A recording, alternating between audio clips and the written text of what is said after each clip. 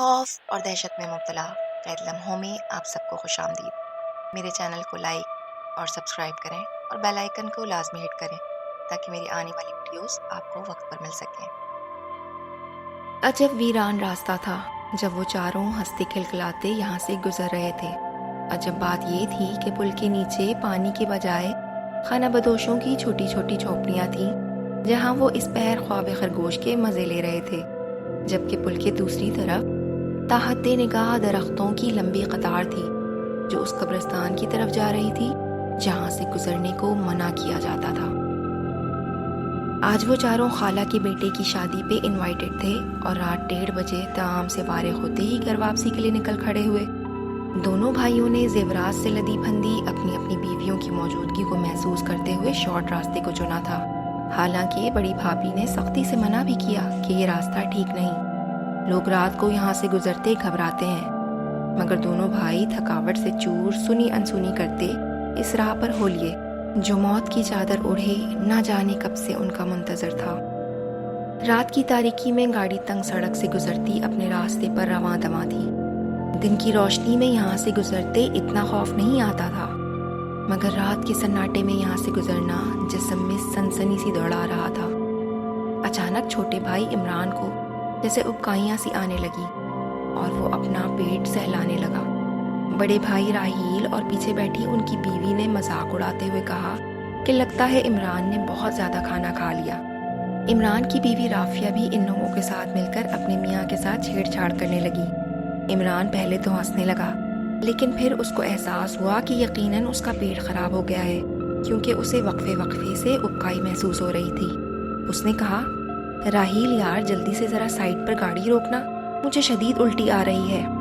उसकी इस बात को सुनकर राहील ने कहा कि तुम्हारा दिमाग ख़राब है इमरान कि मैं इस जगह गाड़ी रोक दूं? कहीं कोई चोर डाकू छुप कर बैठा हुआ हो और गाड़ी रोकते ही हम पर हल्ला बोल दे। पीछे बैठी बड़ी भाभी ने कतरे सरगोशी में कहा, राहील यहाँ गाड़ी मत रोकिएगा, क्योंकि हम ऐन उस जगह पर हैं जो भटकती रूहों के बारे में पहले से ही मशहूर है। राहील ने मजाक उड़ाते हुए कहा, इमरान तुम्हें किसने कहा था शादी के खाने से भरपूर इंसाफ करने को? इस बात पर तीनों हंसने लगे, जबकि इमरान की हालत अब कदरे ख़राब होने लगी थी। उसने कहा, राहील यार मजाक बंद करो और गाड़ी रोको। इमरान को गुस्से में देख भाई ने गाड़ी साइड पर रोक दी। इमरान भागता हुआ बाहर निकला और करीबी झाड़ियों में ज़ोर ज़ोर से कै करने लगा।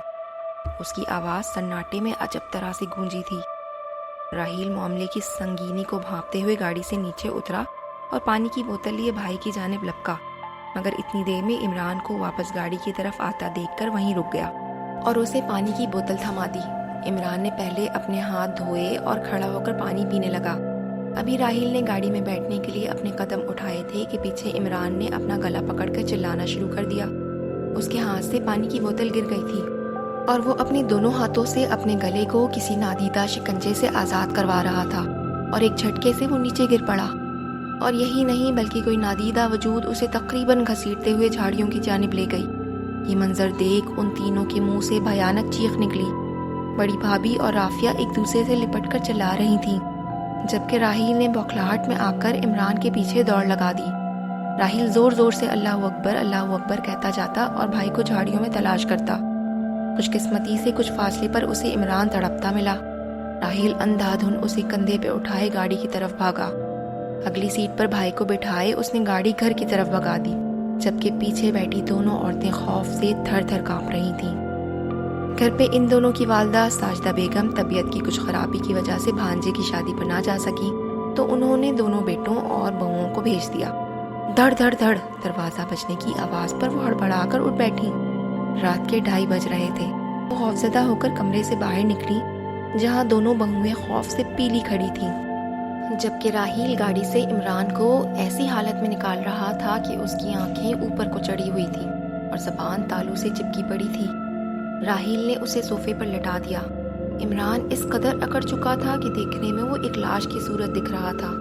साजिदा बेगम दिल पकड़कर बैठ गईं। हाय मेरे बच्चे को क्या हो गया?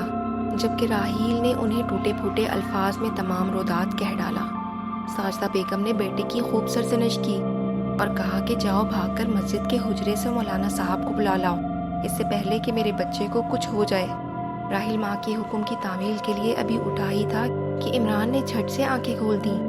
مگر وہ آنکھیں عمران کی نہیں تھیں، لال انگارہ آنکھیں جیسے دو دہکتے ہوئے کوئلے ہوں۔ کہاں جا رہے ہو؟ عمران کی چنگھاڑتی ہوئی آواز پر وہاں بیٹھے ان چاروں کا دل دہل گیا۔ اگر کوئی عامل اس گھر میں آیا یا تم لوگ اس کے پاس گئے تو ہم لوگ اس لڑکے کا گلا دبا دیں گے، اس کو ایک لمحے کے لیے بھی سانس لینے نہیں دیں گے۔ عمران ساکت نظریں سامنے رکھتے ہوئے پراسرار انداز میں بول رہا تھا۔ ساجدہ بیگم تڑپ کر بولی، آپ کون ہیں؟ کیوں میرے بچے کو جکڑ رکھا ہے؟ مہربانی کریں اس کو چھوڑ دیں، آپ کو اللہ کا واسطہ۔ وہ روتے ہوئے اندیکھی طاقت کے قدموں میں گر گئیں۔ ہرگز نہیں، ہم اسے نہیں چھوڑیں گے۔ تم نہیں جانتی اس نے کیا حرکت کی ہے۔ ہمارے قبیلے کے سردار کی بیٹی کی شادی چل رہی تھی اور اس نے مہمانوں کے اوپر قے کر دی اور ہماری خوشی کے موقع پر بدمزگی پھیلانے کا باعث بنا ہے۔ سردار کا بیٹا اس پر سخت غصہ ہے۔ اب اسے ہمارے قہر سے کوئی نہیں بچا سکتا، کوئی بھی نہیں۔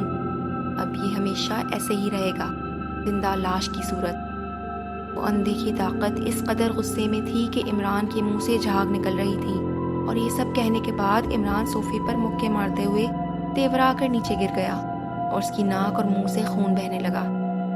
یہ دیکھ سب دہشت زدہ ہو کر اپنی اپنی جگہ جیسے جم گئے ہوں۔ اس اندیکھی بلا کی دھمکی سے سبھی گھر والے خوفزدہ ہو گئے تھے۔ اس جن سے چھٹکارا بھی پانا تھا۔ سو ساجدہ بیگم صبح منہ اندھیرے برقع پہنے گھر سے نکل گئیں۔ آخر ماں جو تھیں، بھلا کب تک جوان بیٹے کو یوں تڑپتے دیکھتی۔ مسجد کے مولانا عمر رسیدہ شخص تھے، سر پہ سفید ٹوپی پہنے اپنی باریش داڑھی پر ہاتھ پھیرتے۔ وہ ساجدہ بیگم کی تمام باتیں سننے کے بعد انہوں نے کچھ پڑھنا شروع کر دیا۔ ان کے ہونٹ تیزی سے ہل رہے تھے۔ ان کی پیشانی پہ ہوتی گہری سلوٹیں بتا رہی تھیں کہ وہ کچھ سمجھ نہیں پا رہے ہیں کہ یکدم انہوں نے آنکھیں کھولتے ساجدہ بیگم کو برہمی سے دیکھا۔ تم جانتی ہو بی بی تمہارے لڑکے نے کیا کیا ہے؟ اگر ہمارے ساتھ کوئی ایسے کرے تب ہم انسان بھی فوراً اسے سزا دینے پر تل جاتے ہیں۔ مولانا صاحب سخت غصے میں تھے۔ ساجدہ بیگم نے روتے ہوئے مولانا صاحب کے آگے ہاتھ جوڑے اور کہا، کچھ کریں مولانا صاحب، اللہ کے بعد آپ ہی اسے ٹھیک کر سکتے ہیں۔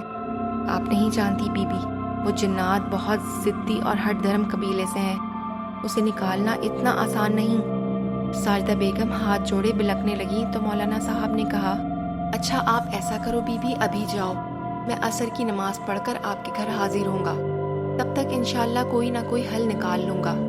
ساجدہ بیگم بولی، مولانا صاحب کچھ تو دے، کوئی تعویذ وغیرہ، تاکہ بیٹے کو پہنا سکوں۔ مولانا بولے، ارے بی بی کچھ جانتی بھی ہو، تعویذ لے کر جانا مطلب سارے خاندان کی زندگی داؤ پر لگانے کے برابر ہے۔ اگر تم کچھ لے کر گئیں اور اس کو معلوم پڑ گیا تو تم سوچ بھی نہیں سکتی کہ وہ کیا غضب ڈھا سکتا ہے۔ ساجدہ بیگم نے ڈھال قدموں گھر لوٹ آئیں۔ شوہر کی وفات کے بعد وہ اپنے دونوں بیٹوں کے ہمراہ زندگی بسر کر رہی تھیں۔ کچھ عرصہ قبل راحیل کی شادی ہوئی تھی، جبکہ عمران کی شادی کو ابھی چند دن ہی ہوئے تھے کہ اس پریشانی نے انہیں یکدم کمزور و لاغر کر دیا تھا۔ سب جانتے ہیں شر اور شیطانی قوتیں ہمیشہ سے انسان کی دشمن رہی ہیں، اسی لیے بڑے بزرگ سنسان و بیابان جگہوں پر جانے سے روکتے ہیں، مگر انسان اپنی لاپرواہی میں ایسی غلطیاں کر بیٹھتا ہے جس کا خمیازہ اس کا خاندان ساری عمر بھگتتا ہے۔ راحیل بھی ماں سے نظریں چراتا پھر رہا تھا، اسے شدید غم تھا اپنے بھائی کی اس حالت کا۔ بہرحال عصر کی نماز سے فارغ ہو کر مولانا صاحب جب ان کے گھر گئے تو انہوں نے راحیل کے سوا سب کو دوسرے کمرے میں بند رہنے کا کہا۔ پھر وہ عمران کے کمرے میں گئے۔ دروازے کی چڑچڑاہٹ کے ساتھ ہی سامنے بیٹھے عمران نے سر اٹھا کر مولانا کی طرف دیکھا اور تنزیاً کہا، مولانا بڑے خوش دکھائی دے رہے ہو۔ مولانا نے کہا، ہاں بات ہی کچھ ایسی ہے برخوردار، آج عجب خزانہ ہاتھ لگا ہے، سو میں تو بہت خوش ہوں۔ ہاں البتہ تمہارے لیے ضرور پریشانی کی بات ہے۔ کئی دروازے اور کھل جائیں گے مولانا، کہو تو بے شمار خزانے تم پر نچھاور کر دیں۔ عمران نے پھر تنزین فقرہ اچھالا۔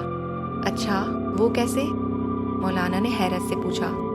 یہ ایسے ہی ہوگا جیسے اس وقت تم میرے سامنے کھڑے ہو۔ اگر خود کو حصار میں قید کر کے نہ آتے تو اس گھر کی دہلیز کبھی نہ پار کر سکتے تھے، بالکل اس خزانے کی طرح جسے تم چھپا کر لائے ہو۔ وہ نہایت غضبناک ہو کر بولا۔ پھر مولانا نے سنجیدگی سے کہا، اچھا برخوردار، اب تمہارے جانے کا وقت ہو گیا ہے، بہتر ہے تم چلتے بنو۔ انہوں نے ہاتھ میں پکڑی بوتل میں سے پانی ہاتھ میں نکالا۔ مولانا یہ تم ٹھیک نہیں کر رہے ہو، میرے راستے میں مت آؤ، میں کہہ دیتا ہوں۔ وہ دھاڑا۔ تم مجھے اچھے سے نہیں جانتے کہ میں کون ہوں، کسی بھی جسم میں داخل ہو کر تمہارا خون پی جاؤں گا، تب تمہیں پچھتاوے کا وقت بھی نہیں ملے گا۔ وہ خونخوار نظروں سے انہیں گھور رہا تھا۔ اچھا برخوردار، اب تمہارے جانے کا وقت ہو گیا ہے۔ اس لڑکے کو تمہارے سائے سے نجات دلانا میری ذمہ داری ہے۔ اس کے لیے اگر مجھے تمہیں اپنے قبضے میں بھی کرنا پڑا تو میں ضرور کروں گا۔ یہ کہتے ہی مولانا نے وہ پانی اس پر چھڑک دیا۔ مولانا، تم نے مجھے جلانے کی کوشش کی ہے۔ وعدہ کرتا ہوں اس لڑکے کو ساتھ لے کر ہی جاؤں گا، چھوڑوں گا نہیں، وہ چلا رہا تھا۔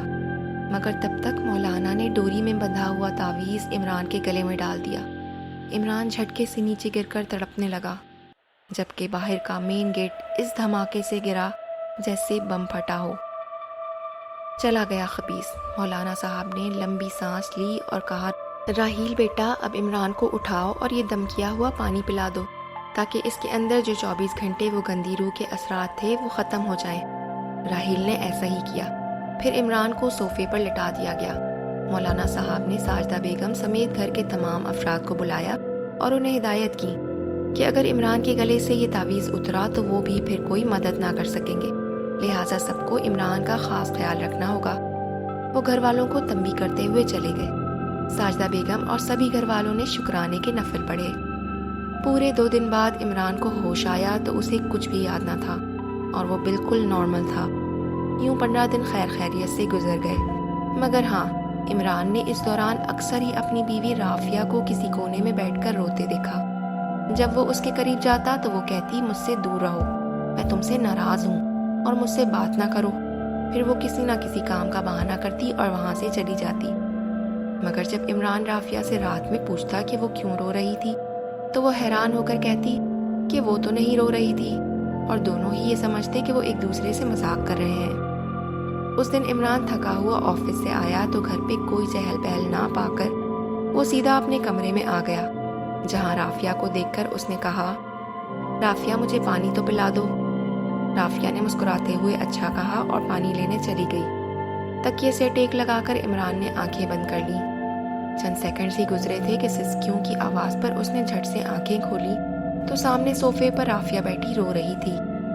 عمران جلدی سے اس کی طرف لپکا، مگر اس نے ہاتھ کے اشارے سے اسے روک دیا۔ رافیہ نے بلکتے ہوئے کہا، عمران، تمہاری امی نے مجھے ڈانٹا ہے، تمہارے گھر میں کوئی مجھ سے پیار نہیں کرتا، یہاں تک کہ تم بھی مجھ سے پیار نہیں کرتے۔